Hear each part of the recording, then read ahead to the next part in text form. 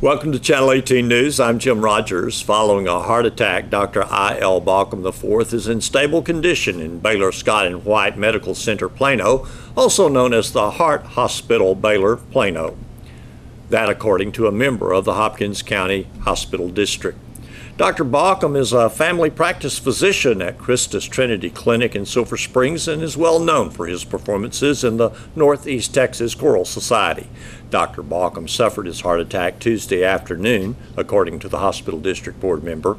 Dr. Baucom was treated locally by the Advanced Heart Care's Dr. Jai Varma. Dr. Varma will continue his care for Dr. Baucom at Plano Heart Hospital. Casey Gween Miles, age 22 of Silver Springs, is in Hopkins County Jail after he spoke with investigators at the sheriff's office. He's charged with 6 counts of sexual assault of a child, a felony 2 on each count. Advised of his rights, when he arrived at the sheriff's office, Miles admitted his sexual activities with the 15-year-old minor. The sexual involvement took place in Miles' home.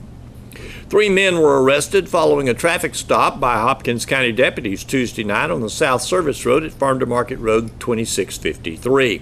A search of the vehicle and surrounding area resulted in finding a clear plastic baggie with a brown substance believed to be heroin. The baggie was located on the ground near the passenger side of the subject's vehicle.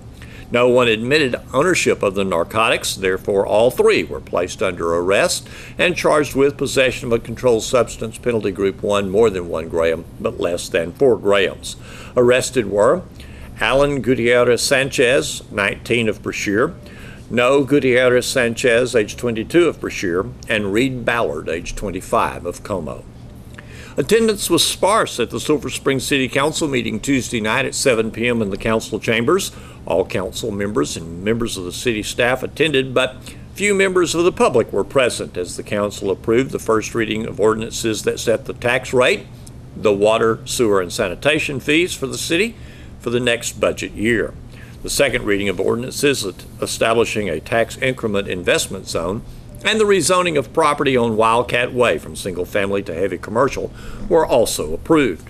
The zoning for the property on Wildcat Way will be for the building of an air-conditioned storage facility.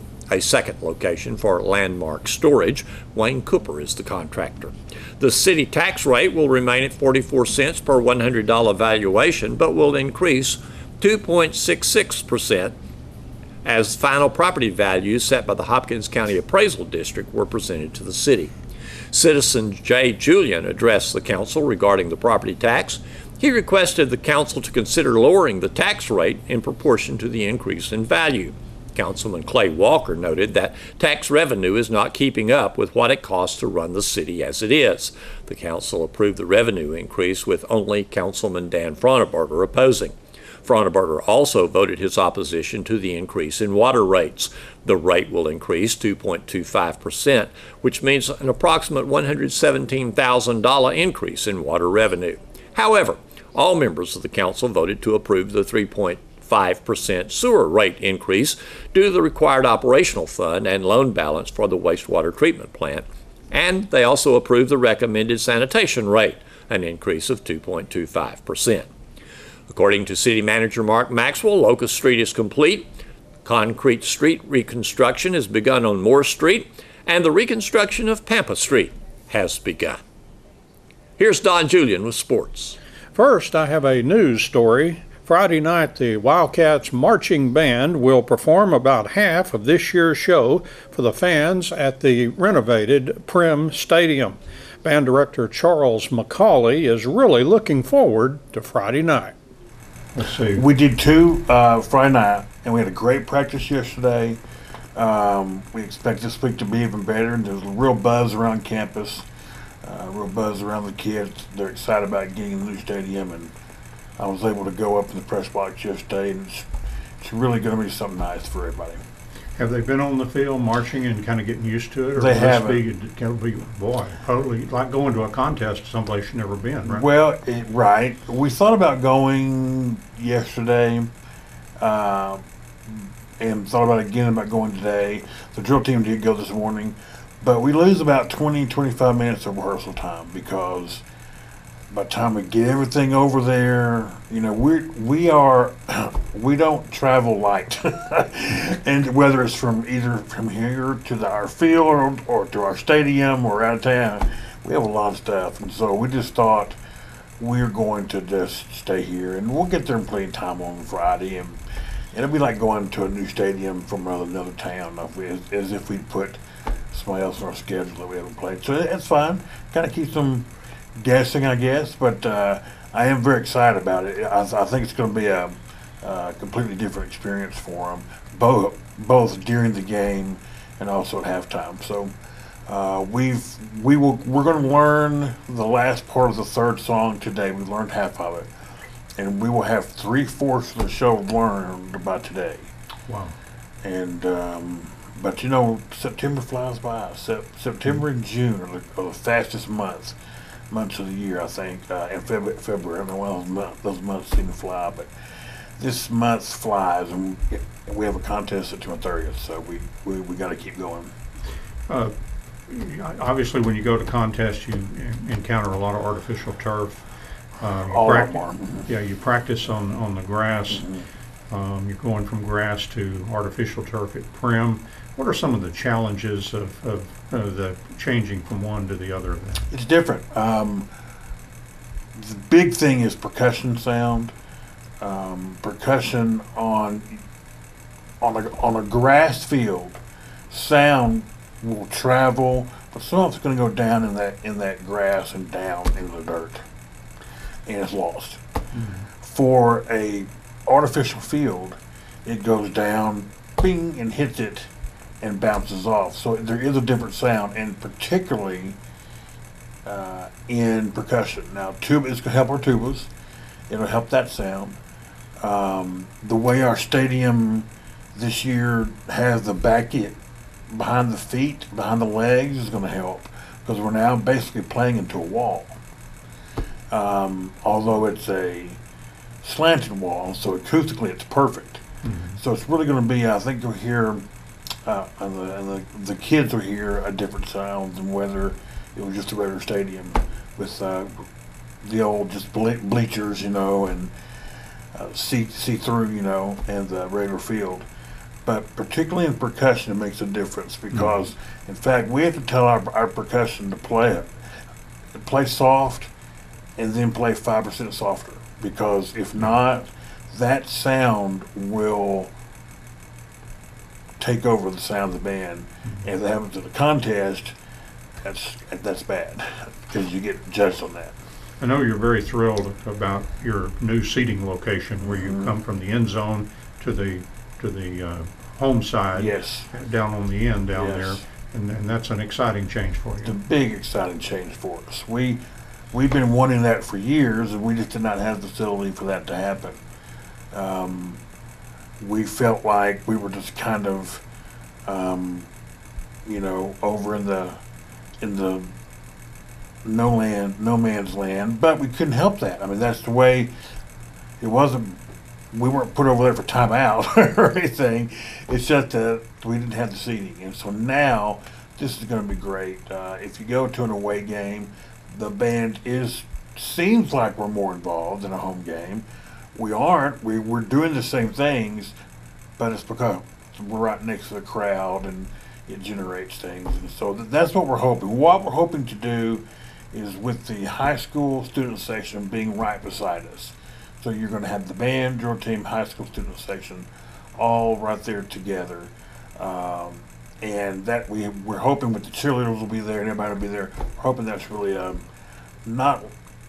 We're kind of patterning it after a college experience, but we're hoping to have that real cool experience for the high school kids who come out and participate. Looking forward to Friday.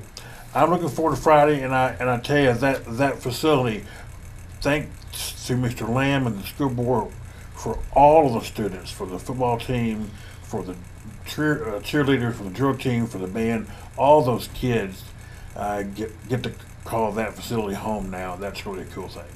Well, Matt Young said it well, because I was asking him if he was missing it, and he said, well, the thing is, it's still the same place. It just looks a lot better and a lot different. That's right. And I love the way it does have an intimate feel, not having that track. keeps you closer to the field, but the stands are higher up now. But still, they did a good job of maintaining that intimate feel, and so I think it's going to be just a perfect place to have football. Now in sports, Wildcats football coach Greg Owens had his weekly media gathering Wednesday morning at Prim Stadium as he discussed Friday night's game with Avalon School of Maryland. The gathering took place in a women's bathroom at the Prim because of nearby construction noise. Coach Owens and others were busy before the gathering putting down sod outside the stadium. It's another strange weekend, you know. We're out of school on Monday, so most of the kids showed up for Monday's workout, with the exception of a few, and we got some good work done on that day. And then, you know, attitude after win's always better. We still had a lot of mistakes. We still got a lot of things to fix, but, you know, the spirit's better and all that kind of stuff just because you had the W on the board, so that was good. So it's been a good week. Yesterday was first day back in school. Weather changed a little bit with kids and weather changed and all that, and the situation changed. It's you know, sometimes it's tough to get them refocused. So we had a little refocusing, but we had to get finished with a good day. What kind of pick-me-up was it to have Charlie Maddox come by? Oh, it was great. It was great seeing Charlie out there, and he's good. Charlie continues to progress and just gets better every day. So he came out Monday morning for about 30 minutes. Then yesterday he stayed the whole practice. So he wasn't able to do that before, but just because of the sun and the light and those things. But every day he's feeling better. Yesterday he's joking with the kids, and literally he stayed the whole practice. So it was good. He enjoyed being around the guys, and we'll put him to work here. He'll be a GA for us pretty soon, and when he can get out there and stay the whole time, and we'll get him to work. Tell us about Avalon. Athletic, you know. A souped-up LE team, really. I mean, they're really athletic. They can run around. Athletic quarterback. They got two kids, one going to Virginia, one going to Virginia Tech, an outside linebacker and a corner. Play those guys some on offense. But again, just, you know, super freaky athletic kind of guys, long, can run. You know, at times a little undisciplined areas, but their athleticism makes up for it and their length. And so, you know, we saw a good ball game with them last week. They played the number 6 team in the nation in DeMatha, and man, what a ball game! A lot of kids run around that field, you know, and a lot of college commitments too. So, big time guys playing big time ball. So we'll have our hands full here Friday. Did they win that one? What is their record? No, they lost that. 1-1. Okay. Last year playing in Florida had a team with an odd offense that you had to prepare kind of for that 1 week and then forget it maybe for a long time. Different this year with a spread team that we're kind of used to? I mean, it's just normal stuff. It's just lining up and playing. I mean, the difference this year, they got those freaky guys out there. They just throw it up and they go get it. You know, again, I compare them to LE. You know, some guys that can really go and run, and quarterback can sling it. And, you know, we have to be disciplined. We have to try to win the turnover battle. And offensively, we had to be consistent and put them in a bind and wear them down. And we got to put points on the board. Hopefully a little bit different result in that LE scrimmage anyway. Well, our ones were really good against their ones in the LE scrimmage, so we felt good about that, you know. When he got twos a little bit, we gave up some points on that. But our ones I thought played really well against LE. Overall, team speed, we're not there, but, you know, I thought our kids did pretty good. How's Avalon look on defense, Coach? What kind of formation? Same thing, just athletic. I mean, athletic, running odd. They run three different fronts, 4-2-5, an odd. And they also play a little 3-3 stack. We sent them a few formations of that. So, you know, I mean, they're just lining up, making plays. The big kid at outside linebacker, he looks like he's 6'8", but I think he's 6'2", 6'3", super athletic, can walk out and cover slot receivers, can rush off the edge. I think he's had an interception a game. You know, I mean, he's just long and super athletic and freaky. And so we definitely got to make sure we know where he's at on the field at all times. Well, they stunt much, or have they look on their? Not really. They just line up and play. So they're going to have speed to kind of cover up for that. Yeah. What's the size of their roster? I don't know. They don't have sizes. Don't know. Don't have an idea on all that. Not sizes so much as number of players. Right, about 40, somewhere around 40, 42. I know when they started, they only had like 35 or something. I counted, I think, 42 on the sideline the other night on the video. 42 pretty good ones. Oh, yeah, they can play. Pretty good depth for them, too. They can go 42, but I'm sure they can all play. It's hard to tell. I mean, their facilities there aren't near what ours are in Texas, where you get these great shots and these great views. It's like filming off our track track building over there. I mean, it's just a level view. It's hard to see numbers, so we're guessing at numbers and all that kind of stuff. So we're identifying kids by the color of their shoes and, you know, how the jersey's twisted or whatever. So it's hard to see numbers. So we don't have a lot of stats on them. We just know they're pretty athletic. How's the coach? You've talked to him. Super nice guy. I mean, he's a super guy. You know, I know what he's going through today, trying to get prepared and get on the plane and get all that stuff and get kids here. So they're a little stressed out with all that kind of stuff too. So, but they don't have a lot of activities. They're just flying down to play a ball game and they'll go home again on Saturday. So they'll arrive Thursday night and come do some stuff with us. I'm going to come use our indoor on Friday morning, you know, and go through their walkthrough and that kind of stuff with it.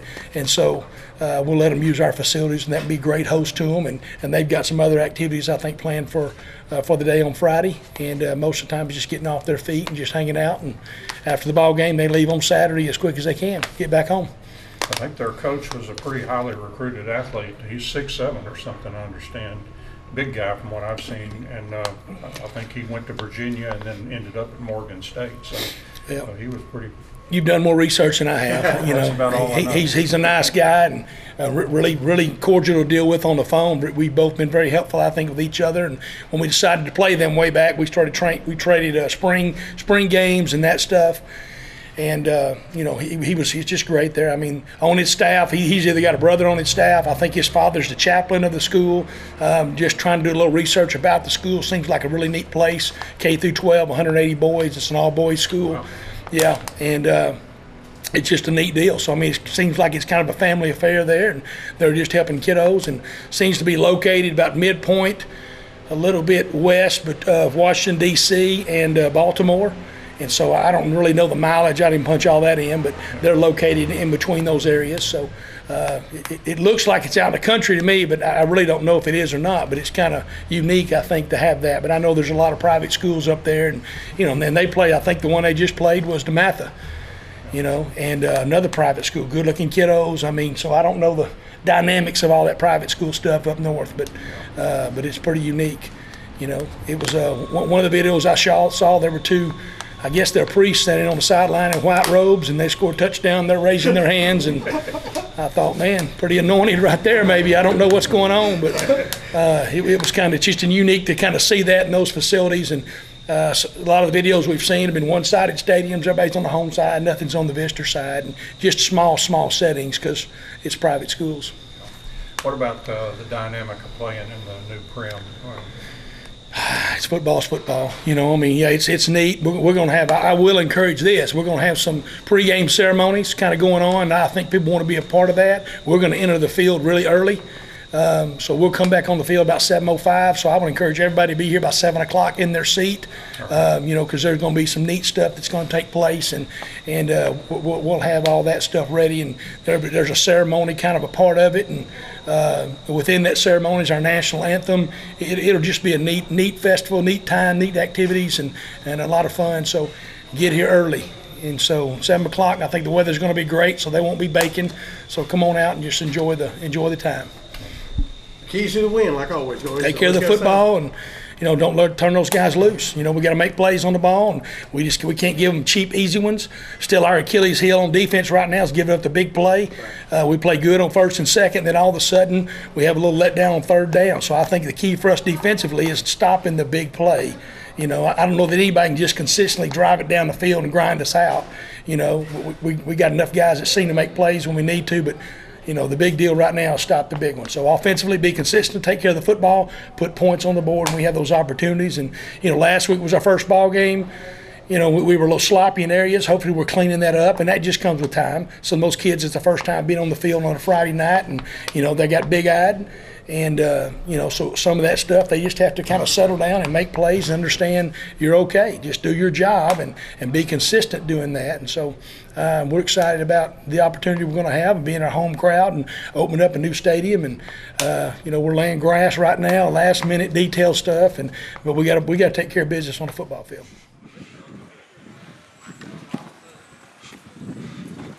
Assistant Superintendent, are you serving time?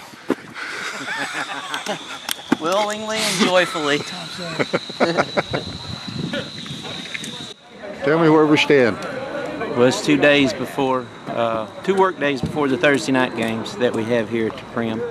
And right now we're putting in grass. We got a truckload in yesterday, and we have coaches, superintendents, assistant superintendents, inmates. It's all hands on deck getting the grass out. We couldn't have done it without everybody pitching in.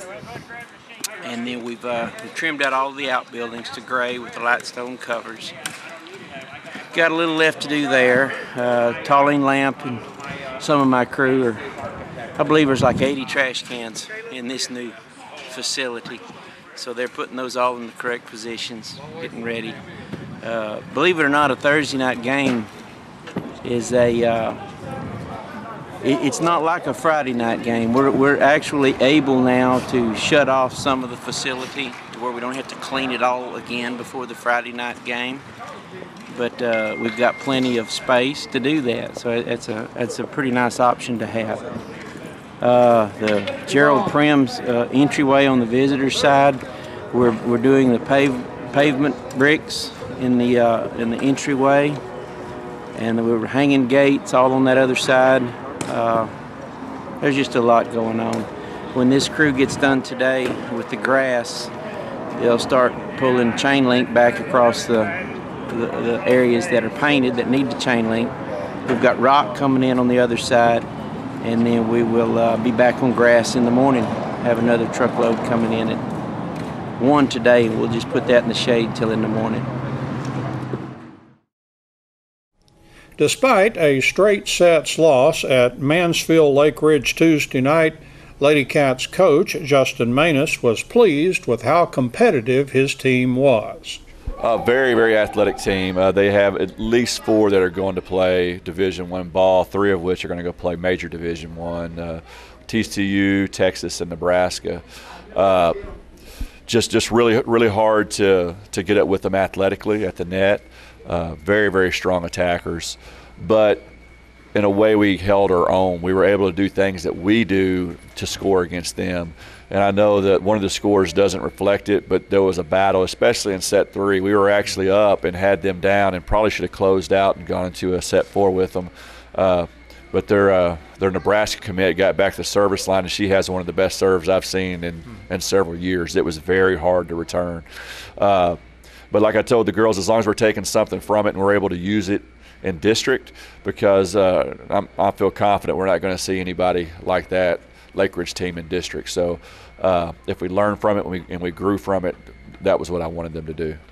Yeah, you can kind of see if you go somewhere like Hallsville and you're on the road and it's, a big hostile crowd and everything, they can kind of say, yeah, we've been to places like that. Yes, and Lake Ridge had crowds like that. That was very energized and chanting and kind of getting in our heads and stuff like that. So it was important for the girls to see that as well. We did receive a lot of compliments on how we played. There were people there that they weren't sure what to expect from Sulphur Springs volleyball when they came in, but were impressed with our program and thought we put up a good fight and did some really good things against Lake Ridge. Tell us about some of the standouts for you. I thought we did really well at the net. Just even with their athletic ability. Mika Van Bentham had a really good night last night. Defensively, we dug some balls. I know Sadie Stroud had an amazing dig off the hitter that's going to Texas. She was able to get that ball up and back playable, and I believe we scored off that. So that kind of got us going, got us motivated. But people here and there did some good things. Very hard to score against them. Just the block was absolutely humongous. So we had to do different things, and we started picking them apart. We started finding weaknesses, and they knew it. That they knew that we were looking for their weaknesses. Maybe it was beneficial for them that we didn't win that third one. We might have prolonged them for a while. Yeah, exactly. It would have been nice in a way, but I think we learned what we needed to learn from that match last night. Pleasant Grove now on Friday. I think that's going to be a really good match for us going into district. It was one we just picked up. Pleasant Grove is always competitive. They're known for good volleyball teams, so it'll be a real good test, and it also won't give us an entire week off before we go over and meet Texas High, which will be a tough one on the road. The Wildcats team tennis squad lost their district opener against Hallsville 16-3 at the Wildcat Tennis Complex Tuesday afternoon. I talked about that match with Wildcats tennis coach Tony Martinez. It was a tough match, beautiful day, good weather. We played competitively. We just made a lot of mistakes. Our serving wasn't good at all. We made too many double faults. We tried to go for the big winners as soon as possible. You know, we didn't build the point. So we're going to have to go back today and, be consistent with our ground strokes and maybe hit the ball 8 or 10 times before we play out the point.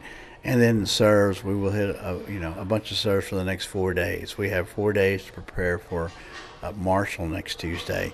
So, we just, got to do a little bit. Like I said, but saw a lot of good things. Kids are still competing, still, fighting for every point, always staying positive. So that's a good thing, So we're still heading in the right direction, and we just made some mistakes yesterday. You got 3 wins, all from the guys, and so tell us about those. Well, yeah, I had my youngest one, was Waylon Matlock, and he came back and won a tough match, and there was a 8-4, 8-5, I believe what that score was. And then we had Blaine Flemings, who just came back to the team last week, and he's getting better and better each day. And he played at the number 4 spot, but he was also, able to take his person down. I think that 8-4 was his score. And then our doubles team played a real tough match against the number 1 team there from Hallsville, and we were able to pull it out in the third, 12-10, and then tiebreaker.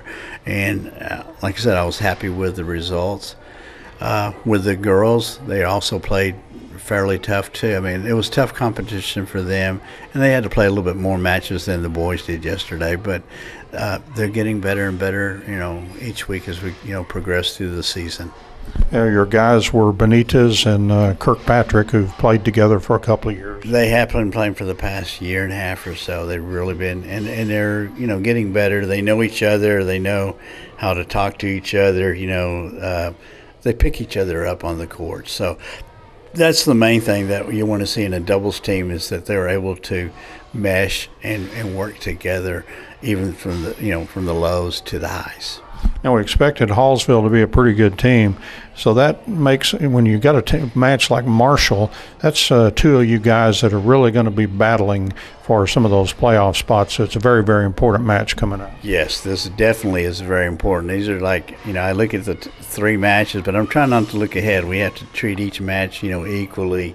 And our next match is important. It is, and it will, I guess decide, if we're going to make it to the playoffs, we have to win these matches coming up right now. We can't just hope and pray that, Mount Pleasant beats Marshall or Pine Tree beats Marshall. We have to do it ourselves. So it's in our hands. So, and that's what we're telling the team. Hey, your destiny is in your hands and in your practices.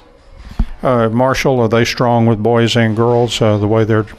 The boys are still going to be a little bit tough. The problem with Marshall is, here's this problem. They haven't had practice seasons. They're starting school next week. Their first day of school is September the 12th. So they have not been in school for practices. He's had to really scramble to get his team. So that's, I hate to say that's a plus for us, and it hurts them, and I don't like to see a team in that. The reason why is their schools weren't built. They were building some schools, and they're just now being completed, so they're going to open their doors to the high school and middle school. All schools start in Marshall next week on September 12th. Wow. You know what fun it is to try to get people together during the summertime when they're not in school. It has been tough for Coach over there. Coach Ted has been calling me. He's like, what do I do? What do I do? He's from Poland. And he's been doing the best he can. So, like I said, you can only do what you can, because the kids are still in summer mode and they're still working some of their summer jobs. So it's been really hurting him, this. So they're not going to be, hopefully, not as strong as they would have been if they'd have been in preparation in the past 2 weeks being in school. Thanks for watching Channel 18 News. Have a great evening.